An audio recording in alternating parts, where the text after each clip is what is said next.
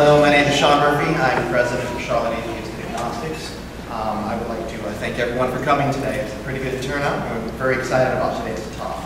I'd also like to thank the Secular Student Alliance here at UNCC Charlotte for co-hosting the event and providing facilities. And this is a good time. I want to remind everybody, please silence your cell phones or turn them off so there are no interruptions during the talk. Thank you very much. I'm so excited about our speaker, Hemant Mehta. He's probably well known to many of you. One of my favorite facts about him is he is a math teacher, man of my heart that way. He is also the man behind the popular blog, The Friendly Atheists. So he's also worked with many national secular organizations. He's worked with the Center for Inquiry, the Secular Coalition for America. He has served on the board of the Secular Student Alliance and is the current chairman of the Foundation Beyond Belief. He is also an author. We have a couple of his books for sale up here. I Sold My Soul on eBay, Viewing Faith Through an Atheist's Eye, is on sale. We'll sell them after the event. Also, he is the author of The Friendly Atheist, Thoughts on the Role of Religion in Politics and Media. And most recently, the author of The Young Atheist Survival Guide, Helping Secular Students Thrive, which we also have a few copies for sale up here. It's a thrill to have him here to speak with us today, so please join me in welcoming the Friendly Atheist himself, Hemant Mehta.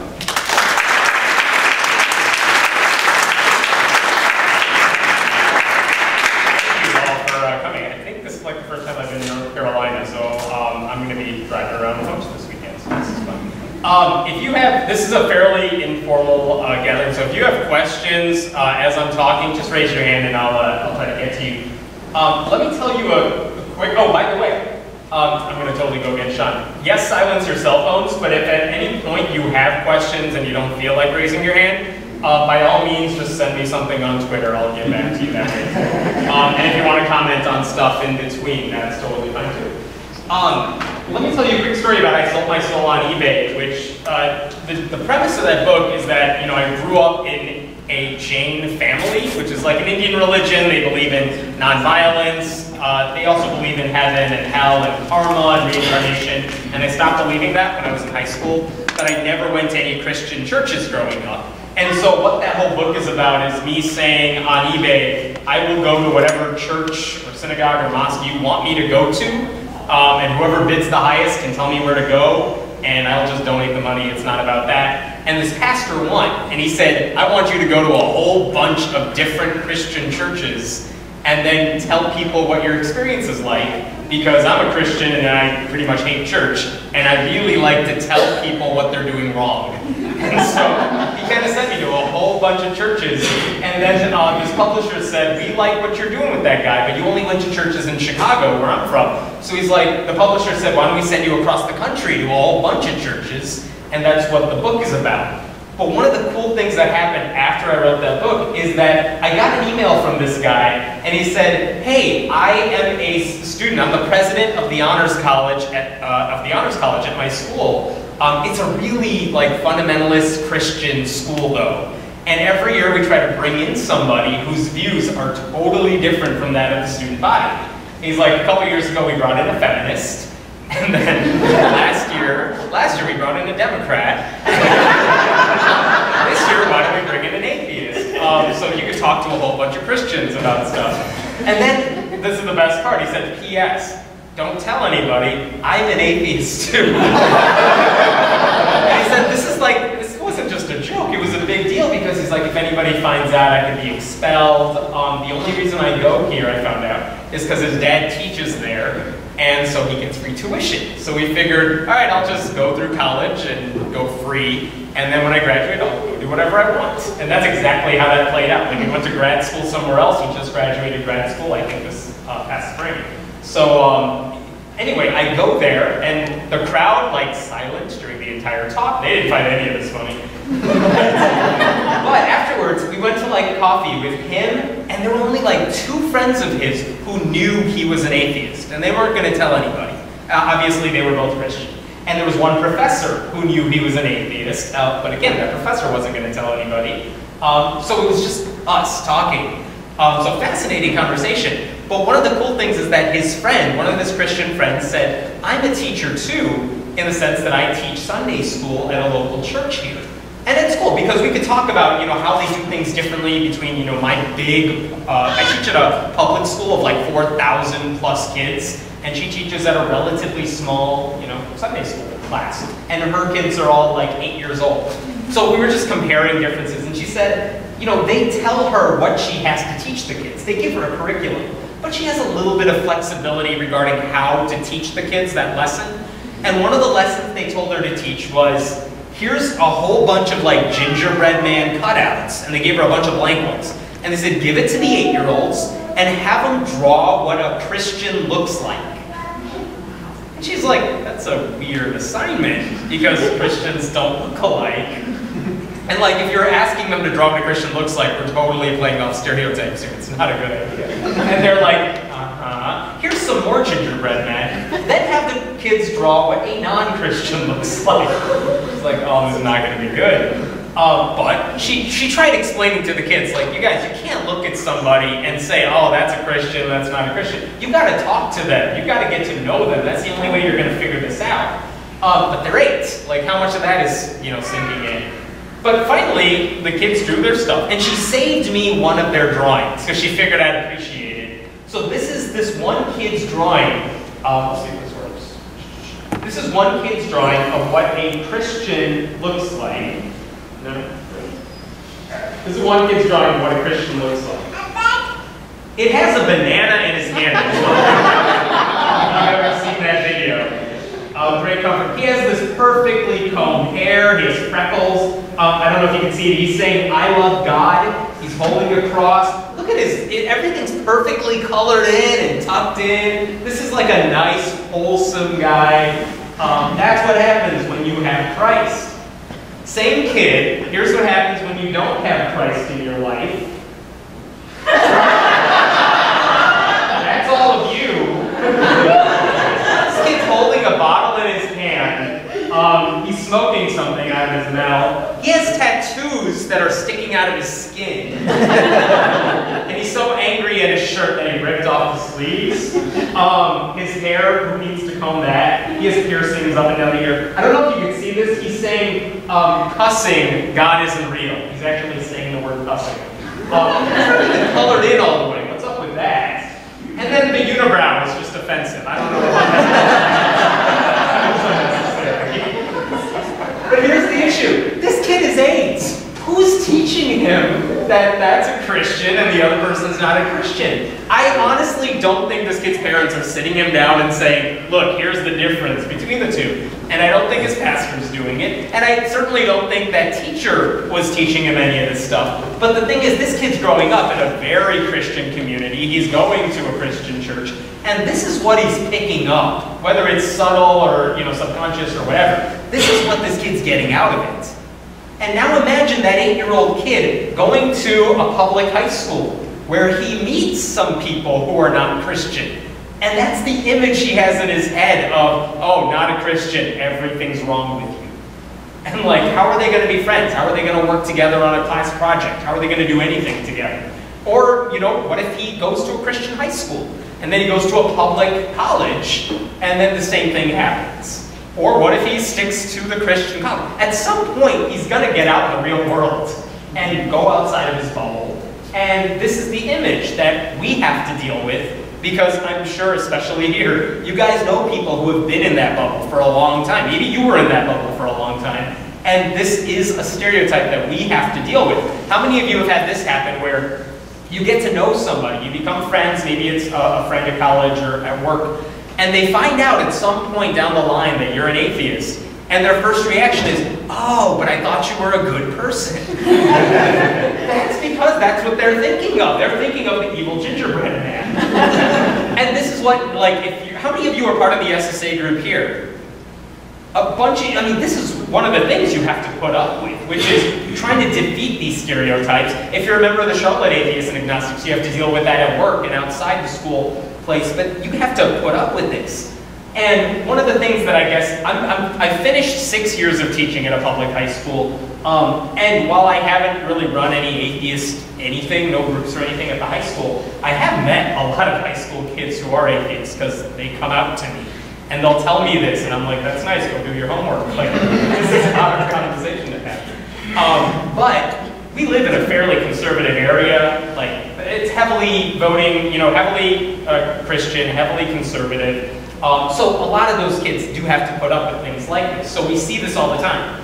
I do want to tell you one story that happened like 10 years ago, and this is kind of how I start the Young Atheist Survival Guide, because I want to talk about what atheists do when this is the stereotype they have to deal with, because especially young atheists have to put up with this all the time. So back in 2004, in Oklahoma, right in the Panhandle, really rural area, this girl named Nicole and her family, they moved to that area, this town called Hardesty. I mean, we're talking like 3-digit population, really small town. She goes to the local high school there as a freshman. My family moved when I started my freshman year, so I went to the school of thousands of kids and I didn't know anybody. It was scary. Like, it's so bad leaving your friends, especially at that age, and then starting a huge school not knowing anybody. And that's what Nicole had to deal with, so I empathize with that. So here's what she did to try to make friends. She said, I'm going to try out for a sports team, because it's an easy way to get to know a lot of kids really closely. Good idea. She actually tried out in the fall for the football team. And she made it. And she was on the team, and she said the entire experience was really good. Like, the guys treated her really well. She was the only girl on the team. But then the season ended, and so she's like, all right, what do I do in the winter time? So she tried out for girls basketball. And she made that team, because she's a really good athlete.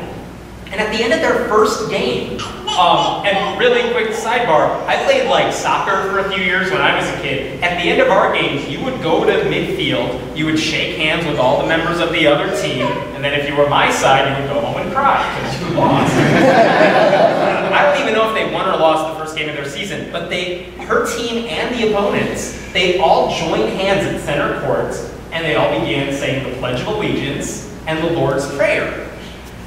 And she's like, well, that's weird. She wasn't thinking like church-state separation. She was just like, well, I'm an atheist. Like, what's up with this? So she asked her coach she told her coach, I don't want to be a part of the circle. Not because she was an atheist. Here's how nice of a person Nicole is. Not because she was an atheist, but because she thought it would be disrespectful to the Christians if she joined their circle, even though she didn't believe in this stuff. So she said, you know, what should I do? And the coach said, go to the locker room. So she went to the locker room, and you figure, okay, that's that. It's not like she was going to file a lawsuit. It's not like any of that was going to happen. She was just like, all right, what do I do? I don't know what to do. So she goes to the locker room. So that was on a Friday. The weekend, over the weekend, the coach meets with the principal of the school and the superintendent, because this is now an issue they have to deal with. And they decide that the way to handle this is to kick Nicole off the team.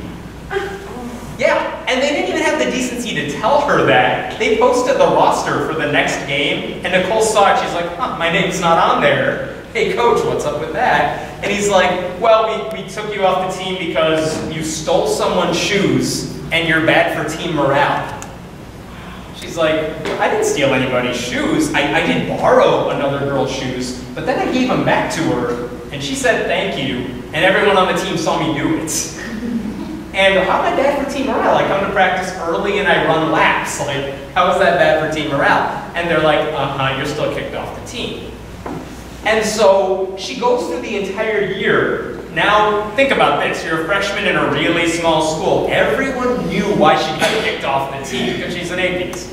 And now that's a horrible thing to be saying about anybody. So all of a sudden, she's the subject of all these minor threats at first, because kids start calling her names. They found out her parents were mixed ancestry, so they started calling her a half-breed. This is before really Facebook took off, and it's before Twitter, so yay for that. But they would start saying, this is 2004, John Kerry was running against George W. Bush, and they found out, even though she was like 14, she would vote for Kerry. So then they called her gay. Does that make sense? And the principal's own son would see her walking down the hall, and he would say, the very sight of you makes me want to grab a gun. And she would be in class and she'd raise her hand to go to the bathroom, and she would go to the bathroom, and the teachers would say, "I hate that girl." All of this was documented. So all this stuff happened, and she was still in school, and she stuck with it. And then the following school year, as a sophomore, she tried out for the girls' basketball team again, and she made it again, and everyone thought, okay, everything's going to be fine now. And then at the end of the first game, again, everything just deja vu'd all over again. Everyone met at center court. They all said the prayers. I'm going to show you this video. It's totally fine that you can't hear the sound. But I'm going to play this video. This is what happened at this game. This is their prayer circle. Nicole's the single person on the right side, just kind of standing off to the side. They're all saying the prayer. They're all saying the pledge.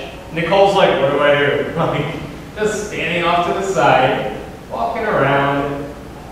They're done. They're gonna walk off the court, and watch what happens. You see that girl embracing Nicole? Nicole said later, yeah, that girl came, put her arm around me and said, "Don't worry, God forgives you, and I forgive you."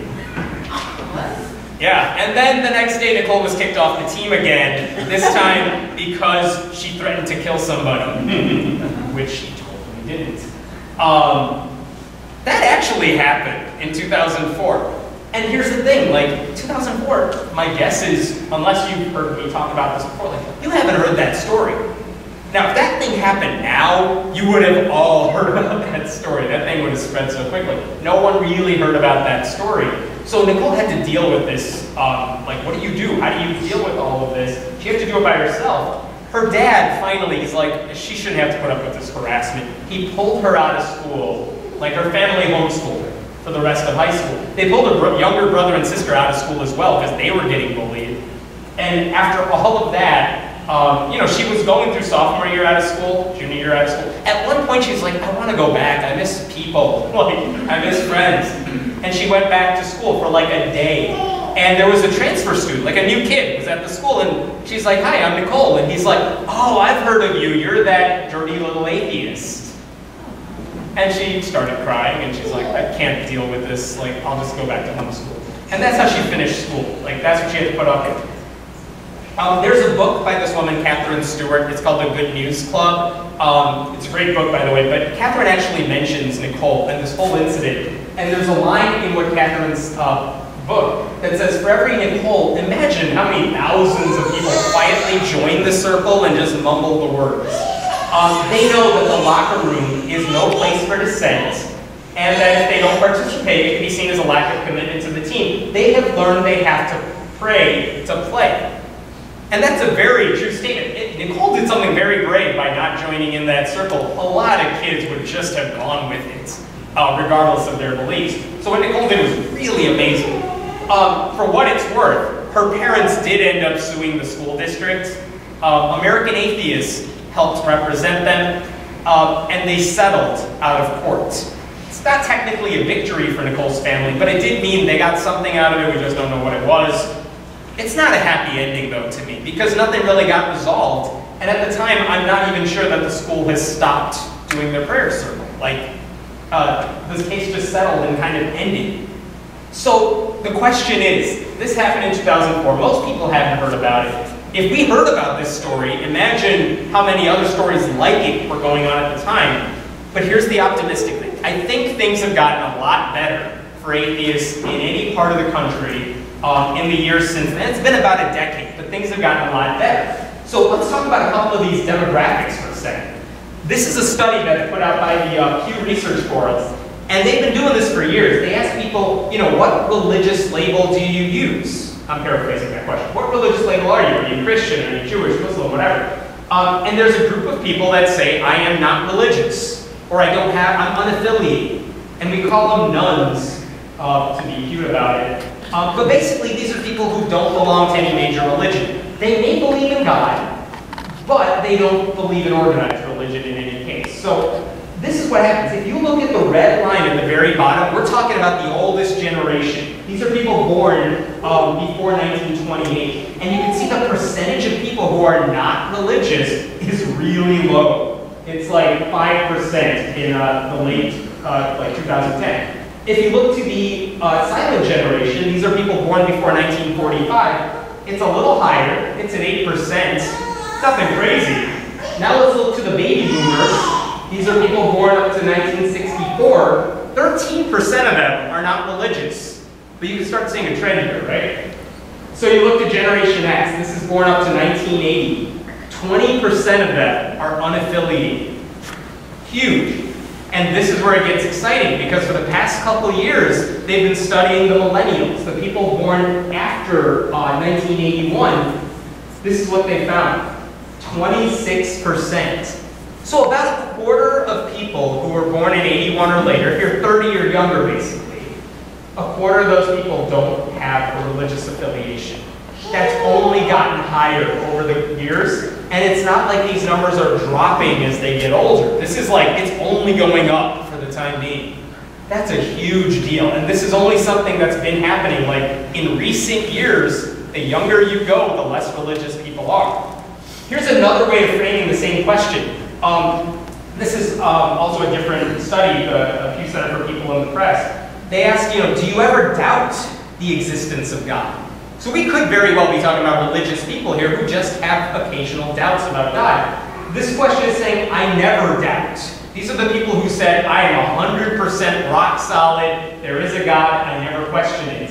If you're really devout, that number should be really high, right? So if you look to the oldest generation, they're like in the 90s. 90% of them are rock solid, they never ever doubt the existence of God. As you get a little older, kind of the same thing, like low 90s. This is the baby boomers. A little lower, kind of the same thing.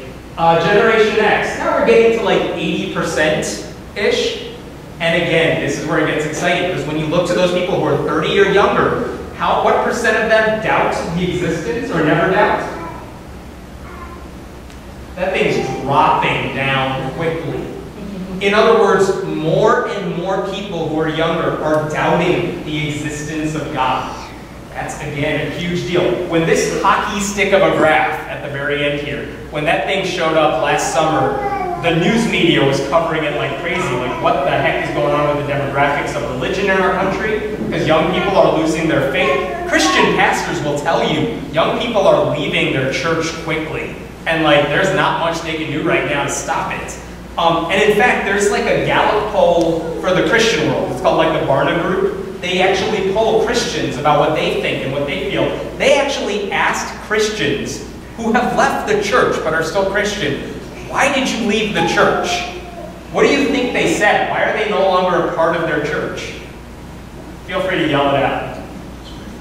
Discrimination in terms of, yeah, they're anti-gay. That's a huge deal. What else? Bad donuts.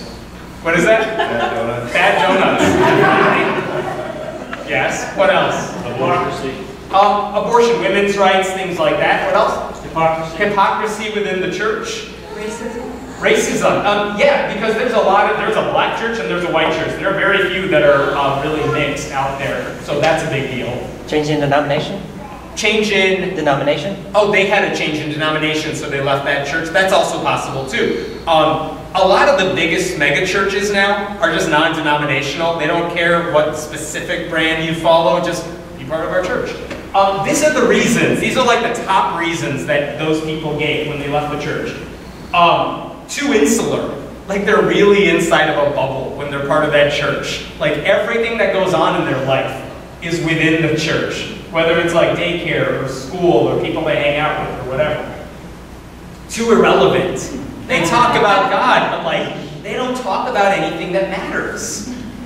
That's a big deal to them. Like, and this is a serious thing. When I wrote I Sold My Soul on eBay, one of the churches I visited was radical. In the sense, like, people were like, oh, you're going to that church. It's not a normal church. Here's what they did that was so radical. One of the pastors went on stage, and this is in outside of Detroit. It's in Grand Rapids, a little further away. But they're like, did any of you see the front page of the paper today? It said something, I'm paraphrasing, it said like 25% of people in our city live below the poverty level. Oh my God, what are we as a church doing to fix that problem? That's a great question. Like, I would want to be part of a community like that that addresses those questions. But they were considered radical for doing things like that, for actually addressing things going on in their city at the time. So too irrelevant, they don't talk about issues like that. Too anti-science. A lot of kids said that. Like not just evolution and intelligent design creationism, but climate change. They would never address that, or if they did, it was just, liberal hoax, things like that, vaccines, things like that. Too sex negative. Like abstinence only or bust. Like they don't talk about anything in between having sex and abstinence. And all the kids know there's some nuance between there, but they wouldn't discuss it. Or they couldn't discuss it honestly, and they had a problem with that. Too exclusive. Kind of going back to the insular. You don't really hang out with anyone outside your church. You date, you get married within the church. That was a big deal. Too anti-doubt. Love that one. If you have questions about your faith, your church was not the place you could talk about those things. You can't go to your pastor and say, I want to fact check something you said. It just wasn't a place to do that. And again, just going back to that thing, keep in mind, those people who have doubts, I say this in big quotes, but if you're a good church, I would think the argument is, we have all the answers. So if you have doubts and you have questions, bring it on because we have answers for you. I would think a church that does that would be a stronger place. A lot of places don't do that. They just say, you have questions, just have faith, drop it, stop asking questions like that. So that's why people are leaving the church. And those are still Christians, but they don't want to be part of that environment. And at the same time, with the Secular Student Alliance, this is what's been happening since 2003. When I joined the board of the Secular Student Alliance in 2002, 2003, we had fewer than 50 groups nationwide. And most of them were clustered in a handful of states. So we would just we would have one campus, and then they would tell their friends to start groups in the state. And that was kind of it. And we had little clusters of groups. And you can see in the past few years, every bar represents another year, basically. That number has really gone up. It says here it's closer to 360. The number's actually a lot higher now. So this past spring, one of the things I love about the Secular Student Alliance is they keep really good tabs on what groups are still in existence, who their leaders are, what they do over the course of the semester, how many members each group has. I don't know if the leader of the SSA group here is here, but they will send you an email hounding you, tell us all that information now or we're taking you off our list. So these are very accurate numbers. This thing's been shooting up for a long time. You can pretty much go to any big college now in the country and say, where's your atheist group? And there probably will be one. That's a huge difference because when I was in college, that didn't happen. And here's what gets me really excited. This is when we just narrow out the high school groups. So check this out. At the far left, and that's 2007, there were 2 high school groups for atheists ever in the country that we knew about that were affiliated with the SSA. And even as you go down the line, that last bar that you see is spring of 2011, we're talking about a dozen. Do you know how many high schools are in the country? And there's a dozen atheist groups nationwide. That's nothing. One of the cool things that the Christian right really did for us, without going into too much detail, but in the late 70s, they sued because a Christian group wanted to form a Christian Bible study at their college. And the college said, no, we can't let you do that. That would be violating church-state separation. And the Christian group said, that doesn't sound right to us. We're not asking for anything special. We want a Christian group. And the school said no. The Christian group sued. They took this case to the Supreme Court, and the court ruled 8-1 that they totally have a right to meet at a college. The school can't discriminate against Christians just because they want to meet. But at the same time, that opened the door because now any religious group could meet on campus. So that's awesome. But the Supreme Court said at the time, that only applies to college, not high school. So then in the early 80s, a high school Bible study group wanted to form. School said no. A student took that case to the Supreme Court, and she won 8-1. And the Supreme Court said, yeah, if your high school basically allows any club, and that's not curricular, they got to allow a Christian Bible study.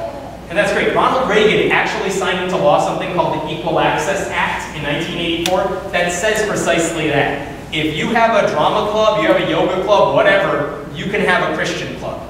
And at the time, Jerry Falwell was even saying, this is the greatest thing to ever happen. He was so excited because now they can have Christian clubs everywhere. But because of that sort of thing, now you're seeing gay-straight alliances at all these high schools across the country. And you would think you would see more atheist groups, but unfortunately that wasn't happening. But in the past couple of years, I don't have the number for the fall of 2011, but I do have the number for spring of last year. That's what's happened with high school groups. That number is like 45. That number is now up to like 67, I think, as I say this now. And I say give it a few years, you're going to see the number of high school groups like way overtake the college groups. There are groups forming all over the place. Which, when you think about it, totally makes sense, because what age do you start questioning the religion you were raised in? What age do you want to talk about religion with your friends who may think something differently than you? And maybe you're in an English class or some sort of world history class where religion becomes a topic of conversation. So for me, it was like in high school, and we would have these conversations. And I think that applies to a lot of people. But you're starting to see groups form all across the country. This didn't happen when Nicole was in high school in 2004. But it's a big change now. And we're starting to get to the point where students, if they're in high school and they're an atheist, and they go on Google and they're like, I'm an atheist in high school, like they find out how to start a group. They get to talk to other atheists online. If you've been to like Reddit atheism, or any forum online, there are blogs and websites, sure. But like you can go online and ask questions about what do you do? How do you deal with your family when you're not religious and they are? How do you get out of going to church? How do you get out of First Communion or a bar mitzvah or whatever? And there's not just advice from people, there are videos of people saying like, here's what I did at my bar mitzvah and I didn't believe any of this. And it's great. So many opportunities for a lot of people now. So because this is exciting, let's talk about what some of these groups are actually doing. This is a group at Rutherford High School in Florida. They're in the New York Times. That's where this screenshot is coming from. Why would a high school atheist group be in the New York Times? This is from spring of 2011. They were in the New York Times because they exist. That's the whole story. There's an atheist group at this high school. That's New York Times worthy coverage. And what's cool is they talk about, like, did they have any obstacles? No, not really. Their group actually grew, like they have as many people coming to their group meetings as are in this room right now. Like a lot of students are there, and it's not because all those kids are atheists. It's because they want to talk about religion and challenge themselves, and challenge what other students are thinking. And this is one of the few places they have in their lives where they can express doubt about their faith, and people love it. They can't do that at church. They can't do that at home. A couple points in here. One of the people they profile in here, they quote one student who said, yeah, I go to this Secular Student Alliance group at Rutherford High School. I started going to their group meetings in the fall, and I went every week, because they met every week. And she said, I also go to the Bible study at school every week. And then by December, she's like, I stopped going to Bible study. I made up my mind. Two sad things, though. At the very end of this article, they quote two of the students who are atheists, who are part of this club. Here's the first student. There are students who do not want their parents to know they belong to an atheist club. I tell my mother I'm an ocean club. Okay, one, that's not a thing, so I don't know how she got away with it. Two, like, she can't even tell her parents where she is after school because she says, I'm hanging out with atheists. Only bad things are going to happen, right? Here's another girl that they quoted. She asked that her name not be used for fear it would hurt her father. I don't want us to grow apart over this. Again, can't even tell her parents where she's at because her dad's a military guy. He's in the Navy. Like, he keeps a roof over her head, and she didn't know what would happen if she told them she was an atheist. This is what those kids are dealing with, and that's not just Rutherford. That is everywhere. So many kids, and again, I know this from a limited perspective because I really try hard not to talk about atheism in school, but kids will tell me they're an atheist, and you can tell they really don't say that to anybody else. Like, they definitely don't tell their parents. And I'm sure that's happening all across the country, where you have these 14, 15, 16-year-olds who need to talk about it, who want to talk about it, and who have no other venue to talk about it. So they're starting these groups. And sometimes they're atheist groups. It's a little tough in high school because you got to find a faculty sponsor to come to your meetings and at least sign paperwork. And sometimes there are these obstacles in the way. But they did it. I actually talked to the faculty sponsor. This wasn't in the article, but I contacted him. And here's the story he told me. He said for years, he's been an atheist. He's been teaching at the school for 30 years, well-respected, well-liked teacher. And he said for years, he teaches this philosophy class. And students would ask him, what do you believe? Do you believe in this stuff? And he said, he would always say, it's not about what I believe. I don't want to tell you what I believe. I don't want to influence you. What do you believe? Let's talk about those beliefs. And you guys, let's challenge each other here. Because it doesn't matter. And then all these kids would ask their other teachers, what do you believe? Do you go to church? And their other teachers would be like, oh yeah, I go to church. I go to this church. You should come with me to church sometime. And this teacher's looking like, how come all the other teachers at this school are so open about where they go and what they believe, and I'm the only one trying to hide what it is I believe in, which is nothing, in terms of God. So finally he's like, you know what, I'm going to stop doing that. And one time, these kids asked him, a couple years ago, what do you believe in? And he told them, I don't believe in God. My wife and I are atheists. We actually don't go to church. And the response from the kids was like, oh, whatever. They didn't care. But eventually, a couple students said, we want to start an atheist group. Can you be our sponsor? And he said yes. And this thing has been as amazing for him as a teacher as it has been for the students who run this club. And they've done so many cool things. They shocked the school in a permissible way to fight for gay rights. They've done a lot of volunteer work. One time every month, they watch a movie. They bring popcorn. They hop in. They all watch whatever Jesus Camp Religulous, whatever's allowed. But they watch this stuff. It's an awesome experience. And then they talk about it, which is even better. So that's one story. Here's a really cool story. This is a guy in Texas. He's a senior at high school. He tried to start an atheist club. And his principal kept pushing it back and pushing it back. And finally she's like, fine, you can have the club, but you got to call it a philosophy club, not an atheist club. And you can't affiliate with the Secular Student Alliance. Which is something they would never tell a Fellowship of Christian Athletes. They wouldn't say oh, you've got to call it the Tim Tebow Fan Club and you can't. But they did it to him and he's like, I don't know what to do. How do you overcome this? And he contacted the Secular Student Alliance. And here's what we've learned. There are legal ways to deal with this. You could totally send a letter to the school and say what you're doing is illegal and you should stop doing that. And that usually is the trick. But if you want to really get some traction, you contact a local journalist. Because there is nothing they love more than local controversy, and there's nothing more controversial than an atheist, period. Hey,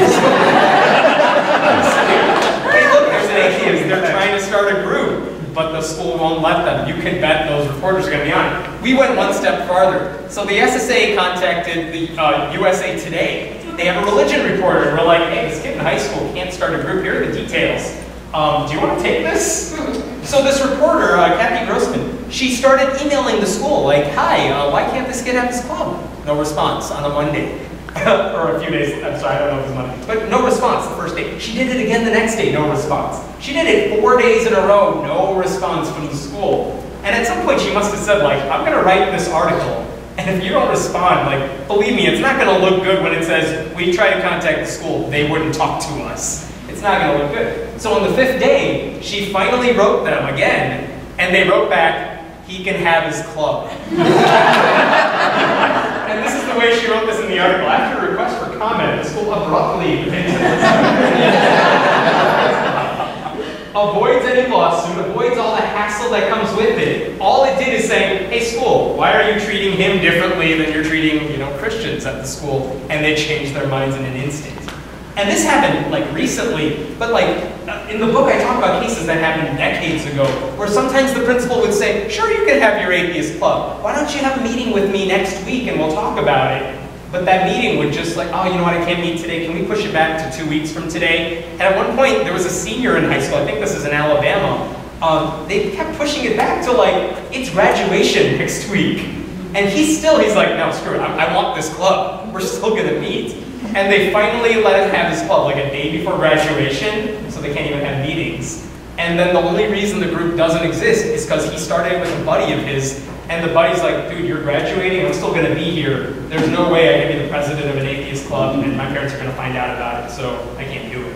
That's why the club ended. But this stuff happens all the time. You have administrators who are totally doing things that they know are illegal, but they think the kids don't know that. So they just keep kind of pushing them off. Here's one more cool story. This is a girl named Crystal Myers. She was 18, a student at Lenoir City High School in Tennessee. And she is a stellar student. She was on the swim team. She was editor-in-chief of their school newspaper, honor roll student, really smart person. And she wrote an article for the school paper called No Rights, The Life of an Atheist. And what she said is basically, I'm an atheist, but take a look at all the crap I have to put up with on a daily basis. And it wasn't just she gets like, you know, crap from other kids. She was actually mentioning things that were totally illegal. Like teachers would have Bible verses on the board, Bibles on their desk, whatever. And she wasn't even saying we need to file a lawsuit. She was just saying, yeah, the teachers are totally Christian and they push it in the classroom in essence. And you know, we do all this stuff. And all she was saying is, it's hard for me as an atheist. That's it, that's all she was saying. The school said you can't publish that, it's too controversial. And by the way, I was part of my school paper when I was in high school, and like you had to pull teeth to get anybody to write anything, much less something that was actually decent. Here you have someone writing an article, and it would have been a good article, and they're saying, no, you can't publish it. Like, that doesn't happen normally. But here's what's awesome. Again, what's the rule here? You don't try to file a lawsuit or anything, not with them. You contact the media. So the Knoxville News Sentinel found out about this story, and they wrote about it. But even better than writing about the controversy, they told Crystal, yeah, we'll totally publish your article. They published her entire article in the newspaper, and better yet, they posted it online so everyone could read it. And so she got way more coverage and everything than she would have gotten. Oh, and by the way, the following year, they pushed that faculty sponsor for her school. They pushed him out of his position. And they demoted him to junior high instead of high school. Like, that happened too. So it's not even just the students that have to deal with this. Okay, so things are getting better. Like, the media is totally, it's not that the media is in the tank for atheists, it's that the media loves writing about controversy. And so this is something I would leave you guys with too, which is whether you're part of the SSA here, whether you're part of the local group, anytime you are doing anything, if you're doing a volunteer event that like 3 people are going to show up at, it doesn't matter. You contact the local news and you say, hey, a bunch of atheists are going to be cleaning up the side of the road. That's newsworthy. You don't think it's newsworthy, it's totally newsworthy. If you're a college group here and you're doing anything with the Christian group, maybe you're hosting a debate together, newsworthy. Everything is newsworthy when you're an atheist. You guys have seen all those billboards all around the country, like in the past couple of years, where like whether they said, you know, don't believe in God, join the club. These are the most innocuous billboards you will ever see, and yet every time they got put up, there wasn't a single billboard that got put up across the country that didn't get coverage in the news somehow. And that's really what this is about. If you show enough people that atheists are good, kind, decent people who are just questioning, who want to talk about religion, it really makes people, it destroys people's stereotypes. This is one of the things the LGBT community did amazingly well, which is that, you know, why did Barack Obama decide to support gay marriage? One of the reasons he gave is that, you know, he knows a gay couple, and they had dinner with him, and you know, he gets to know them really well, and that changed. Rob Portman, the Republican senator, said, my son's gay, and I know him, and I love him, and he's not a bad person, so I support, you know, civil rights for gay people. When you know someone who's gay, it's very hard to discriminate against gay people. And not that we faced, I don't think, the same battles that they had to face, but when you know someone who's an atheist, and you already know they're a good person, and they're not the evil gingerbread man, it's very hard to say they are immoral, they are bad people. This one, I want to show you one clip here. Again, I know you can't hear it, but even in the media, not just like newspapers, but on TV shows, you are starting to see atheist characters pop up in a lot more places. But the cool thing is, you're starting to see them actually be good characters. Like, Gregory House, MD, was like a curmudgeon, like no one likes him. But now you're seeing good characters that everyone likes be atheists too. So this is a clip. See if this goes. Yeah, this is a clip from Glee, and that's Kurt from Glee, a character that everyone loves on the show, saying, I think his dad, I haven't seen this episode, but his dad is, I think, going through some health problems, and one of his fellow students said, I'll pray for you. And he said, basically, I don't need your prayers. I need something more than that. You know, I appreciate the sentiment, but I don't believe in God. This is what he's saying. well-liked character on one of the most popular shows, and this isn't unique anymore. Like, you see this all the time. I saw a young girl on an ABC family sitcom. It was one of those like home improvement type of shows, like everything gets better at the end, sort of wrap it up into a nice little drama and it all gets fixed. This young girl in the family stopped believing in God. And I think Reba McEntire was her mom on the show or something. And she told her mom, like, I don't believe in God. And they had a heart-to-heart discussion about it. And it didn't involve a conversion. It was just like, oh, you're questioning. That's good. Like, that's the moral of the story. It was great. So even that stuff is happening. So just to kind of wrap this up, you guys heard the Nicole story in Oklahoma. How many of you, raise your hand if you've heard of Jessica Alquist? A lot more people. I'll tell you that story in brief, but she went through basically the same thing that Nicole did, but about a decade later. So Jessica basically saw a mural in her auditorium, like a painted mural that has been there for almost 50 years. That was basically a prayer, like, Our Heavenly Father, we hope kids do well in school and in sports and in everything they do, amen. And when she was a freshman, her friend was like, hey, I don't think they should have that up there. And Nicole's like, yeah, that sounds like a prayer. Like, what's up with that? And so Jessica started a Facebook group that's like, that should be taken down. And there were people that started joining her group. And eventually the ACLU in Rhode Island was like, yeah, you're totally right, that should not be there. And basically, with Jessica as the plaintiff, they filed a lawsuit against the school. And a year later, a year after Jessica became known for being this evil girl who wanted to take down this plaque, a judge said, yeah, it's got to come down. The school can't have it up there. So she won the lawsuit a year ago in January. And what was amazing is after she won that lawsuit, she went through so much of the same stuff that Nicole went through in Oklahoma, the same bullying, the same sort of thing where she's standing in class and they're saying the Pledge of Allegiance, and when it comes to the under God part, all the kids would just look her way like, under God, and she'd just be standing there like, what did I do? She would, and now imagine, now Facebook is around, now Twitter's around. She started getting threats on both of those places. But the cool part is, because everyone knew about her story, they were monitoring her Twitter feed. They were monitoring her Facebook pages. So anytime anyone left rape threats or death threats or anything, or even just bullying, nasty threats, they would take screenshots, they would save them, they would send them to the principal of the school, they would send them to the local police saying, hey, this person just made a threat against Jessica, what are you guys going to do about it? And to their credit, the police and the school district, they took action on those students. They suspended them, they met with them in private, they took those things seriously. A local politician, like a Rhode Island state representative, went on the radio and they asked him, hey, what do you think about this girl winning this lawsuit? And he's like, oh, that girl is an evil little thing. And again, it's a state senator, it's her representative, by the way. He said that about her, but again, it's the internet. Like, everyone knew about the story, everyone's paying attention, so what did they do? They made shirts that said evil little thing and began selling them to raise money for Jessica. On my website, we started a scholarship fund for her. The American Humanist Association said they would hang out some money. So all the money from those evil little thing shirts also went into her scholarship fund. Some random dude, I swear, contacted me out of nowhere. He's like, I would like to donate $5,000. Do I write you a check?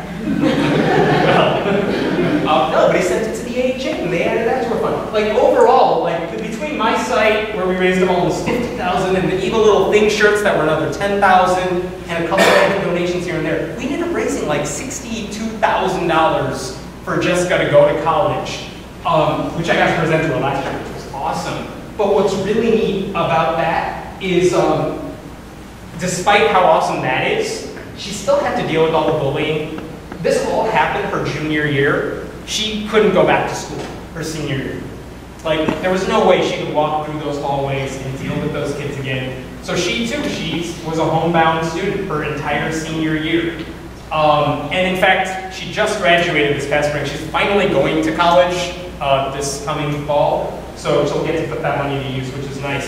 But what's awesome, just think about those parallels. When you have a high school student doing these things, getting harassed for it, but the difference in their results, which is that very few people know about what Nicole went through. Very few people supported her when she was going through that horrible time in her life. but Jessica had a lot of support, and still does. And that, you could say, I don't think it's due to any difference between Nicole and Jessica, but it's everything due to the internet and the way we respond as a community. When anyone says like atheist community in big quotation marks, it's not a real thing, I don't agree with that at all. Like, people will come together to support, especially students who are doing anything like this, which is awesome. And I think there's one more thing. One last thing is, you even see on Facebook, and everyone, I'm sure you've seen this, we said the biggest way you could change people's stereotypes about you to make sure they don't think you're an evil, immoral person is really just to tell people you're an atheist. And I know that is easier said than done. But what's really neat is when you're younger, they almost wear it now as a badge of honor. And I didn't see this before, but I'm starting to see it a lot now. Like, it's cool to be an atheist. It's weird. In schools where you're not the only person, it's really cool to be an atheist. And people will not just, like, I remember when Facebook came out, like, you didn't want to say your religious preference, or maybe you would say atheist, but very few people did. But they would get around it. They would say, I'm not religious, I'm a Pastafarian, I'm like an agnostic, whatever. Now they are like pronouncing it in their profile pictures and everything. There was actually a day where people changed their entire profile pictures just to hold up a sign saying, I am an atheist, and I'm also other things. I'm an atheist, and gay, and an uncle, and moral, and fair. I'm an atheist that didn't comb his hair this morning. That one. I'm an atheist and I also speak Spanish. I got one. I'm an atheist. I'm an atheist and I love you. They would post these pictures everywhere, and they make the rounds on Tumblr, and they go on their Facebook pages and get a ton of likes. And people even have like Hug an Atheist Day is an event. The Secular Student Alliance has that on their campus, just Ask an Atheist every year now, where all you have to do is set up a booth somewhere at your school. You can always get permission to do that. And all it says is, hey, you got questions? We're not going to bite. Go ahead. Ask us anything you want about atheism. We'll answer you politely, respectfully, whatever. So people are starting to come out a lot more, which is awesome. My contact information is there if you ever have questions about anything or you have ideas for stories or posts or whatever. But I would love to take your questions now. And thank you again to Sean and everyone